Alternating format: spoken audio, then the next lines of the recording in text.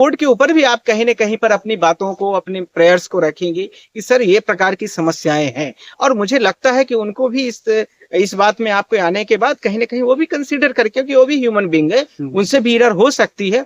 इसीलिए supreme court के पास जो ऑर्डर किए जाते हैं, उसमें ऑर्डर फॉर रिकॉल होता है, ऑर्डर फॉर क्लैरिफिकेशन होता है, ये तरह-तरह के ऑप्शन होते हैं। पर ये ऑप्शन उनके लिए मिला है जो पिटिशनर थे, काउंसिल थे, रिव्यू है, क्यूरेटिव है, पर ये वो लोग फाइल करेंगे जो जब सुप्रीम कोर्ट की पिटिशन फाइल थी, उसमें जो पार्टी थे। आप लोगों ने, बहुत सारे लोग कह रहे हैं कि मैं ये कर दिया, वो कर दिया। मुझे नहीं समझ में आया कौन लोग कैसे आपको क्या बता रहे हैं, पर आपको मैं एक प्रॉपर फॉर्मेट में बात कर रहा हूँ, प्रॉपर प्रोसेस की बात कर रहा हूँ कि रिव्यू पिटीशन वो फाइल करता है जो पिटिशनर हाई कोर्ट में, सॉरी सुप्रीम कोर्ट में जो अभी सिविल अपील डिसाइड हुई थी, उस समय पर जो पार्टी रहा होगा, जितने मेमो पार्टी रहे होंगे वो आएंगे। सब लोग नहीं आ सकते। अब इम्प्लीमेंट वगैरह करके प्रोसेस करने का जो तरीका है वो दूसरा है, रीट पर ही है। तो ये सारी चीजें हैं, और इस तरीके से यदि आप अनभिज्ञ बन के काम कर रहे हैं तो मुझे लगता है कि ये सही नहीं है, प्रॉपर दिशा में नहीं है, प्रॉपर डायरेक्शंस में नहीं है, और आपका काम कहीं पर इनकम्प्लीट और वायस्ड होके काम कर रहे हैं, या लापरवाही पूर्ण काम है आप लोग।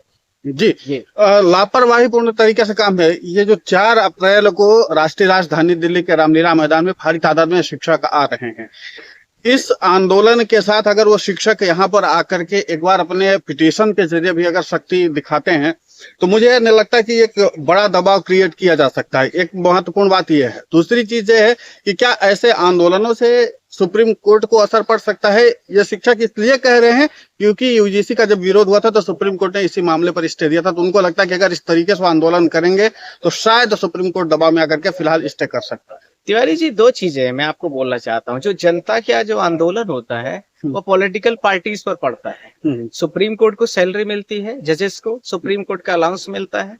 ये टीचर उसमें क्या कर सकते हैं? वो भारत देश का जो कंसोलिडेट फंड होता है, इवन प्रधानमंत्री भी चाहे तो वो भी कुछ नहीं कर सकते। जुडिशरी सिस्टम में यह ध्यान रखना है, पूरे भारत देश की, चाहे लोअर कोर्ट से लेके सुप्रीम कोर्ट की बात कर रहा हूँ। यह टीचर का जो आंदोलन है, विभिन्न यूनियंस जो होंगे वो इकट्ठा हो जाएंगे रामलीला मैदान में, भाषण देंगे सरकार के खिलाफ में, हो सकता है कि सुप्रीम कोर्ट के भी खिलाफ में बात करें। पर सवाल यह है कि उनको मिलने क्या जा रहा है, और इसके साथ में जो विभिन्न राज्य के जहां जहां चुनाव हो रहे हैं, उन राज्यों के नेता हो सकता है कि उसमें कुछ दबाव महसूस करे, और उस तरह की स्टेट के चीफ मिनिस्टर दबाव महसूस करे, और वो थोड़ा सा प्रधानमंत्री पर दबाव डालने की कोशिश कर सकते हैं। पर ये सब काम को करने में इसमें टाइम लगेगा।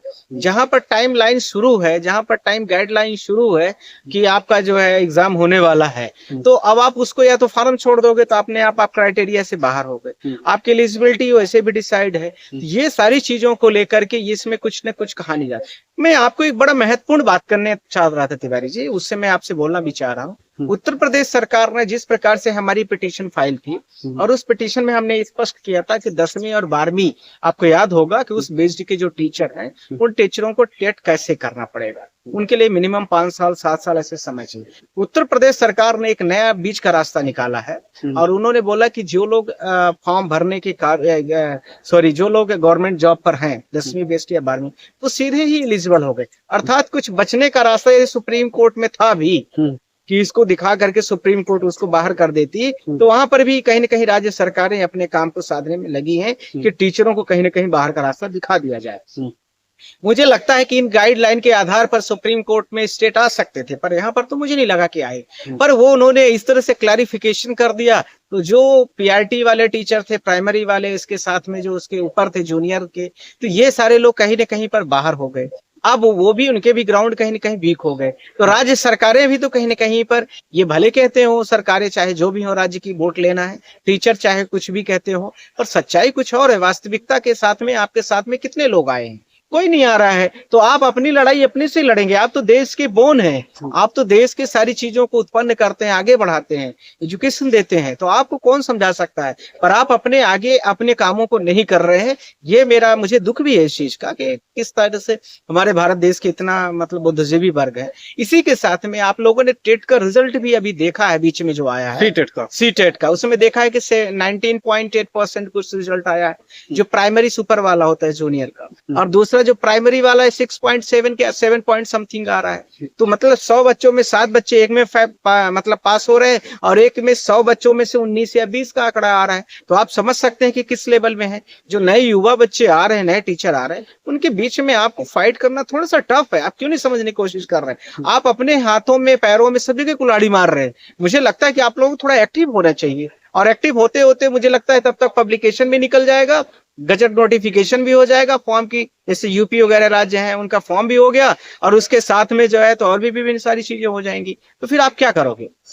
नहीं, मेरा प्रश्न भी यही है कि क्या अगर ये सरकारी शिक्षक जो अब जग रहे हैं, जब नोटिफिकेशन आया और इसके बाद इनको ये लगा कि नहीं अब स्थिति गड़बड़ हो रही है, अगर ये जब आदेश आता तब एक्टिव हुए होते तो शायद ये नोटिफिकेशन वाली झंझट से भी नहीं आती। करेक्ट, ये सरकारें भी दबाव में हो जाती और एक्टिव हो जाते। अभी जब एग्जाम की डेट निकल जाएगी, जो टेट का एग्जाम होने वाले हैं, जब एग्जाम की डेट निकल जाएगी, सब लोग फेल हो गए, तो उनके पास, सरकारों के पास 2 ऑप्शन हो जाएगा और कोर्ट के पास। मैं आपके सामने बोल रहा हूँ, मुझे बोलना नहीं चाहिए। 3 ऑप्शन आ जाएंगे। पहला, जिन लोगों को हमने मौका दिया टेट एग्जाम निकालने के लिए, 20% रिजल्ट आ रहा है, प्राइमरी में 7% रिजल्ट आ रहा है, तो 7% ही टीचर, इसका मतलब एलिजिबल है फॉर दिस पोस्ट, बाकी लोग नॉन एलिजिबल है।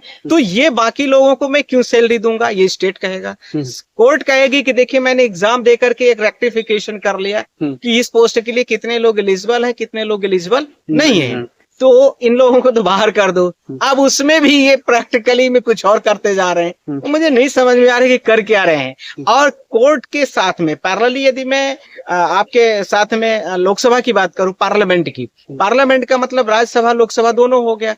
अभी आपके बिल की कोई एक थर्ड पार्टी ने, मतलब कोई सीपीआई का लीडर, जैसे आपने बोला डॉक्टर जॉन आए हैं, उन्होंने एक प्राइवेट बिल दे दिया। प्राइवेट बिल की क्या स्टेज है आप सबको पता है। वर्तमान सरकार इस टाइप की है कि उसके द्वारा यदि कोई बिल नहीं लाया गया तो क्यों करेगी वो, क्योंकि उसके क्रेडिट ना जाके दूसरे क्रेडिट जाएगी। दूसरा ये होगा कि अभी उसमें कितने लोगों का सपोर्ट आता है। तीसरा उसमें होगा कि फिर वो पार्लियामेंट के जो सभापति हैं उसको इंट्रोड्यूस करेंगे, परमिट करेंगे कि चलो ये पार्लियामेंट में इस बिल को रखा जा सकता है। रखने के बाद सारी चीजें चलेंगी, फिर राज्यसभा लोकसभा में क्रमशः चीजें आगे बढ़ेंगी। फिर वो आगे बढ़ेगा बिल, तो फिर वो वहां पर जो पार्लियामेंट्री अफेयर्स होता है वहां के प्रोसीडिंग करेगा, फिर गजट नोटिफिकेशन होगा, फिर उसके बाद जाएगा और आगे बढ़ेगा, तब प्रेसिडेंट का वहां पर सिग्नेचर होगा। तो एक लंबा प्रोसेस है, आप क्यों नहीं समझ रहे? तब तक में आप सब लोग एग्जाम दे लिए होंगे, मुझे लगता है कि बच्चे कुछ लोग रिजल्ट भी आ चुका होगा। जो लोग एलिजिबल हुए हैं वो तो मान लेंगे कि नौकरी कर रहा हूँ, और ज्यादातर लोग मतलब डिस्क्वालीफाइड होके बाहर का रास्ता देख लेंगे और ये गाज सब पर गिरेगी। मैं आपको बहुत ऑनेस्टली बात कर रहा हूँ। ये कौन होगा, ये कौन नहीं, कोई नहीं जानता। अगला किसके ऊपर गाज गिरने वाली है यह कोई नहीं जानता है, बस वो एग्जाम का रिजल्ट ही बताएगा। एग्जाम का रिजल्ट ही बताएगा। और शायद शिक्षकों ने यहाँ पर एक चूक की कि कोर्ट में जितने समय पर पहुंचना चाहिए था वो नहीं पहुंचा और अभी भी एक्टिव नहीं हो रहे हैं। नहीं, अभी तो एक्टिव थोड़ा सा हुए थे, और उसके बाद जो आपके माध्यम से जैसे वीडियो जब आपकी बढ़ती है तो मैं समझ जाता हूँ कि लोगों में अभी प्रेशर है, और जब घटना शुरू हो जाती तो समझ में आ जाता है कि लोग जो है तो अभी शांतिपूर्ण हो गए, खाना पीना खा करके ये हो गया कि काम धंधा कर रहे हैं। इस तरीके का है। मुझे लगता है कि इस तरीके से जो सिस्टम है वो कहीं न कहीं पर टीचर दूरदर्शी नहीं है। ये मुझे इस चीज का दुख भी है। लड़ने का ढंग जो है इनका वो मुझे बहुत मजबूती से दिखा नहीं, कहीं नहीं दिख रहा है। नेता टाइप के लोग फोन आए बहुत सारे मेरे पास, और नेतागिरी करना एक अलग विषय होता है, पर अपने जब कैरियर और अपने लिए खुद का होता है वहां नेतागिरी नहीं की जाती, उसको सेव किया जाता है अपने आप को, अपने बच्चों को, परिवार को। मुझे लगता है हर व्यक्ति से 4 व्यक्ति 5 व्यक्ति जुड़ा है, परिवार के व्यक्ति जुड़े होंगे, तो वो सारी चीजें कहीं न कहीं होनी चाहिए, और वो दिखती हुई मुझे नजर नहीं आ रही है।